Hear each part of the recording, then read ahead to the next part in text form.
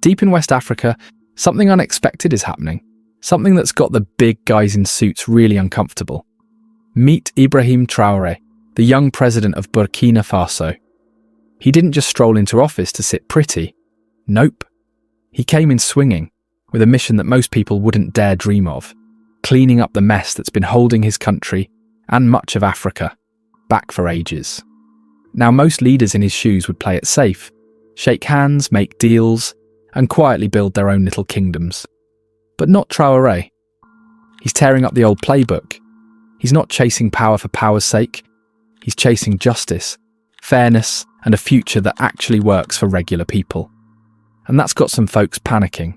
Why? What's so scary about one guy trying to do the right thing? Because he's not just fighting corruption. He's calling out a whole system that's been quietly benefiting the few at the expense of the many. And he's doing it loudly, boldly, and without backing down. Every step he takes sends a message. The old way is over.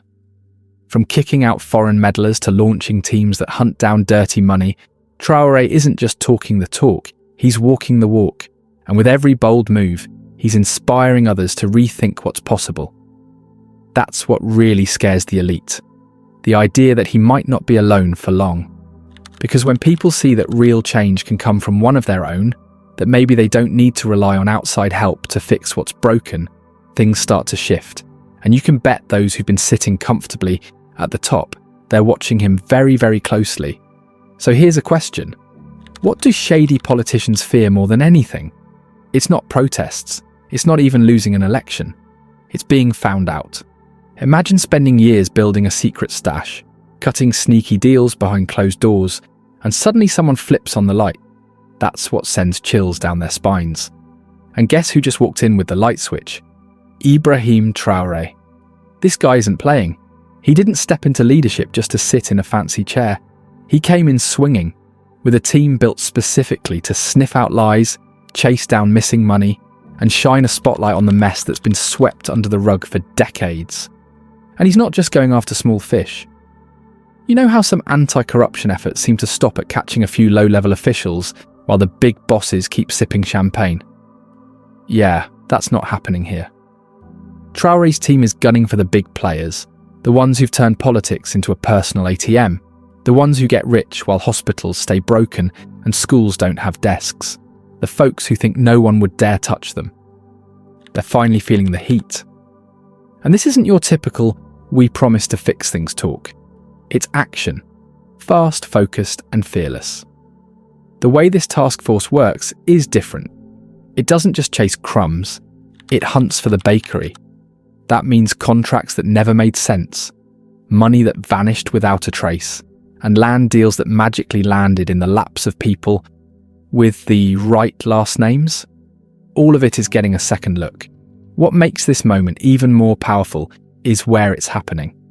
In many parts of Africa, corruption is so common, people joke about it like it's just part of life. Leaders rise to power, make big promises, then disappear into luxury while the people stay stuck. But Traoré is flipping the script. He's saying, not on my watch. And people are paying attention, not just in Burkina Faso, but across the continent. As Traoré cracks down on corruption, it's not just his own country that's watching. Leaders all over Africa are starting to feel the pressure. For years, many of these powerful figures have treated government like their own private business. They hand out favours to friends, pocket public money, and act like the rules don't apply to them. But now there's a new kind of leader on the scene. One who isn't there to make deals or keep the rich comfortable. One who actually puts everyday people first. And that has some of the old school elites sweating. Because if Traoré's way of doing things catches on, their days of calling all the shots without being questioned might finally be numbered. If you are still watching this video, it means you love it. Why not take out a second and hit that like button? Have you done that? Let us move on. Let's be real. When someone tries to clean up a mess that's been around for years, the people who made the mess don't exactly cheer them on. That's exactly what's happening with President Traoré. His push to clean house has ruffled some very well-dressed feathers. The folks at the top, those who've been living large off shady deals and backroom handshakes, aren't taking it lying down. They're fighting back, hard, Some are using their fat wallets to stir up trouble. Others are pulling strings in the media, trying to twist the story and paint Traoré as the bad guy. And then there are those working behind the scenes, calling in favours from powerful friends to slow things down.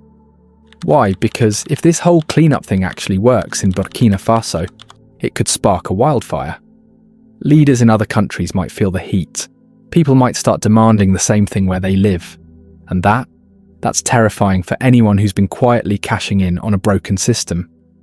What makes Traoré's approach different, though, is how his anti-corruption team works. Most times, when governments say they're launching a task force, it ends up being all bark and no bite. A lot of talk, and a few headlines, and then nothing. But not this time. This task force doesn't have to beg for approval or wait around for paperwork to move. It reports straight to Traoré. No middlemen, no stalling. That means when something shady pops up, they can move. Fast. And they're not just poking at surface level stuff. They're going after the entire network. Every link in the chain that's kept corruption running smoothly for years. It's like pulling out the roots instead of just cutting the weeds. That's what really sets this apart. Traoré isn't just trying to catch a few bad apples. He's trying to rebuild the whole tree. And yeah, that's made him some enemies in high places. But it's also earned him something powerful. Trust from the people. For years, folks in Burkina Faso have watched the rich get richer, while schools fall apart, hospitals struggle, and entire neighbourhoods are left behind. Leaders made promises, but the people kept waiting and waiting. Now with Traoré, something actually feels different. There's hope in the air, especially among the youth, the ones who grew up knowing nothing but corruption. They're watching someone finally say, enough. And not just say it, but do something about it. To many across Burkina Faso, and even beyond, Ibrahim Traoré isn't just another man in power. He's something different. Someone who actually seems to care about fixing what's broken, not just sitting on top of it. For regular folks who've spent their whole lives watching leaders come and go without making any real changes, Traoré feels like a fresh start. Not someone chasing riches or praise, but someone who actually shows up and does the hard work. And the more his anti-corruption team digs, the more dirt they find. Money that vanished, projects that never happened, and people who were supposed to help, but instead helped themselves. Each new discovery adds fuel to the fire of public support. People are waking up. They're paying attention. Now you think all this praise would make the old school elites happy, right? Nope. They're mad. Really mad. Because Traoré isn't playing by their rules. And his success makes them look, well, bad. So how has Traoré responded to all the grumbling and pushback? Let's just say, he's not backing down. While many presidents would be out posing for cameras or attending fancy overseas conferences, Traoré was handing over 900 massive construction machines, bulldozers, dump trucks, graders, the kind of gear you need to actually build things. And he did it not to impress foreign donors or gain applause from rich allies. He did it for Burkina Faso's own people, as part of a bigger vision called the Faso Mebo Initiative. This wasn't a stunt. It was a bold move to say, hey, we're not waiting for handouts, we're going to build our country ourselves.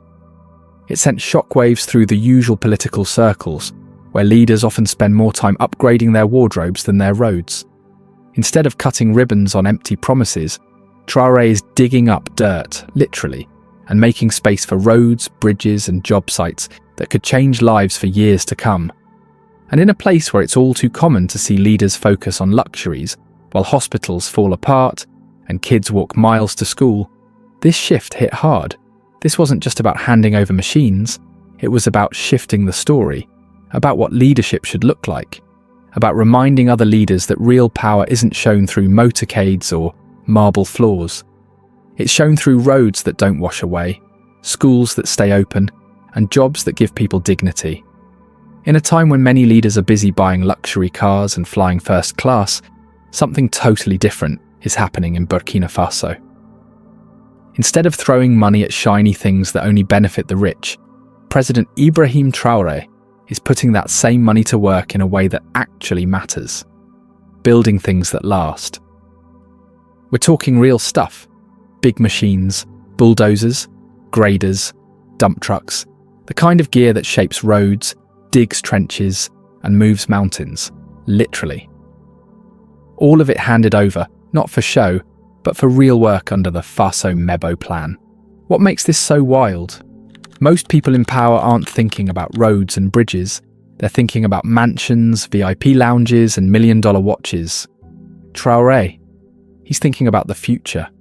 Not just his own future, but the future of farmers trying to get their goods to market, kids who walk hours to school, and villages that have never seen a paved road.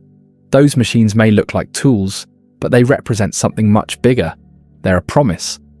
A promise that power doesn't have to be about greed, that it can actually be used to help people.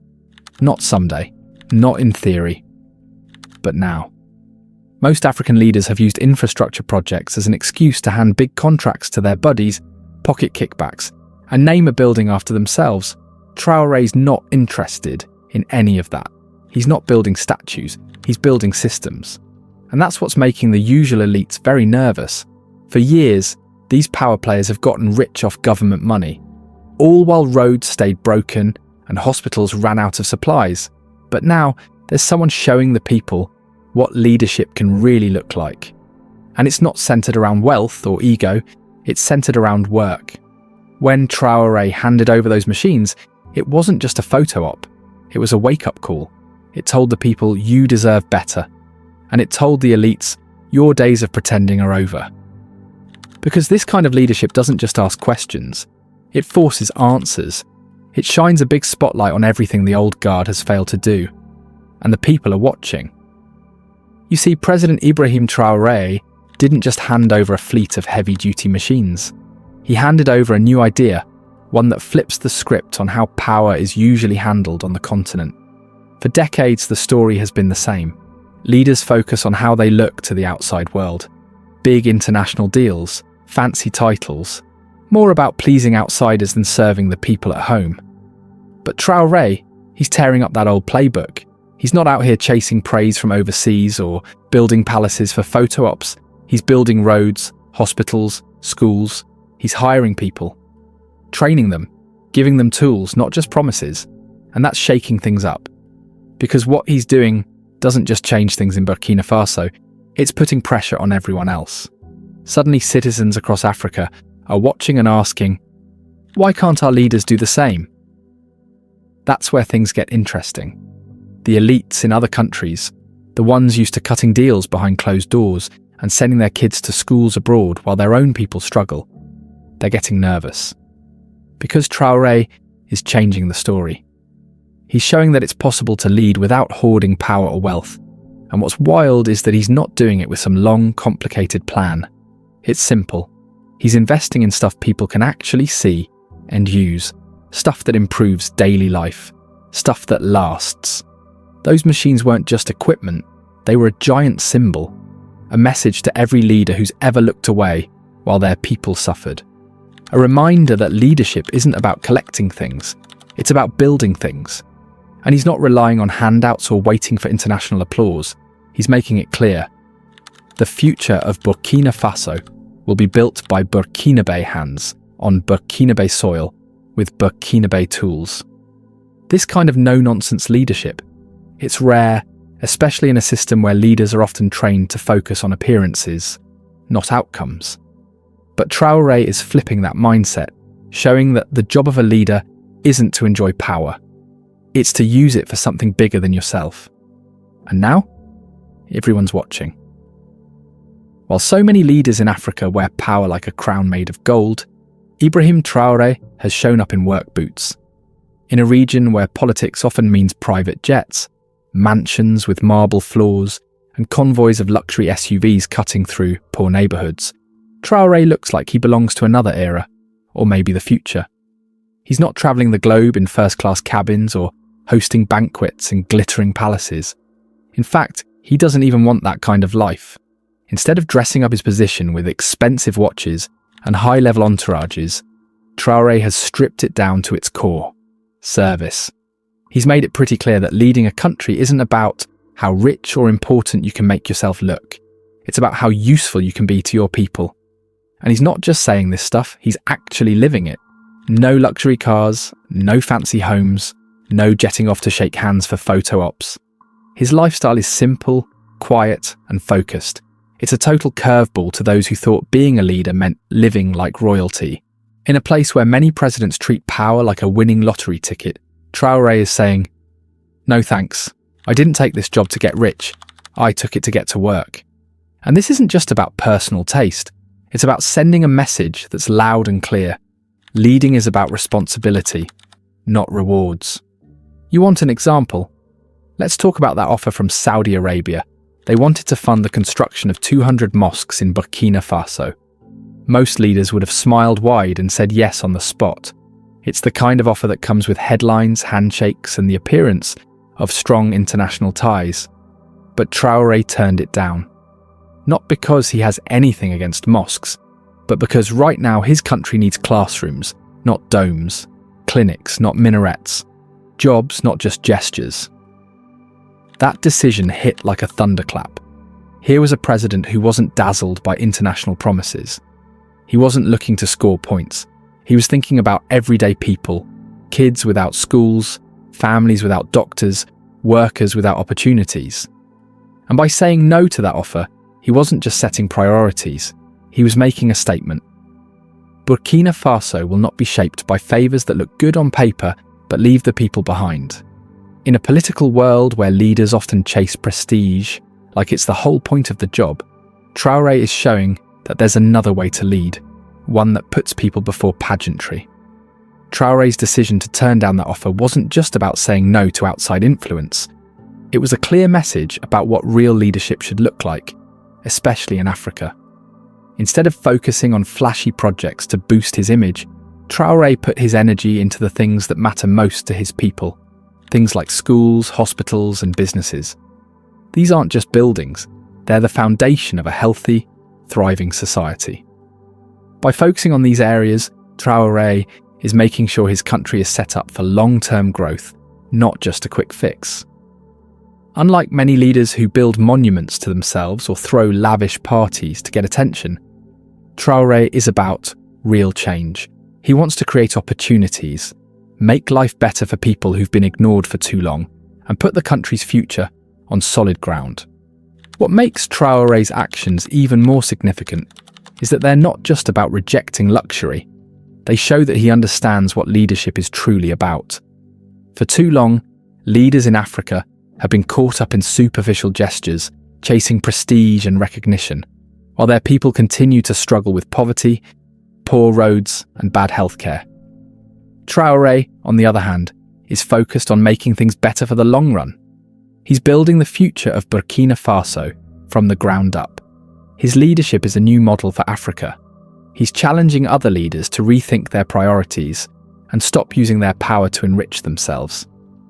Instead, real leadership is about serving the people and working toward their well-being, not living in excess. Burkina Faso's people have noticed. In a region where leaders are often seen as out of touch and more interested in their own comfort, Traoré has made himself different. He's down to earth and relatable. He's not just the guy in the office, he's one of them, walking the same roads and facing the same struggles. This sense of trust is crucial in a place where many political leaders forget who they're supposed to be serving. Traoré's focus on service and humility has won him the hearts of many, and that's powerful in a country where people are tired of the same old empty promises. But the real challenge for Traoré will be how he handles the opposition within his own ranks. The elites who've enjoyed the old system of greed and corruption won't be happy with someone who refuses to play by their rules. Traoré's decision to reject luxury is shaking up the system, and it's clear that the people benefiting from the old ways are nervous. But despite the pushback, his focus on serving the public might just be the key to his success. In a continent where corruption often runs unchecked, Traoré's leadership is a breath of fresh air. He's showing that Africa doesn't have to mimic the West's wealth and excess to thrive. Instead, he's proving that leadership built on integrity, accountability, and service can actually change a nation. If Traoré's example spreads, it could inspire more than just Burkina Faso. It could spark a wave of change across Africa. In a world where leaders often bask in luxury, Traoré's approach could be the real revolution. If you found this video interesting and believe Ibrahim Traoré can change the future of Africa, hit that like button.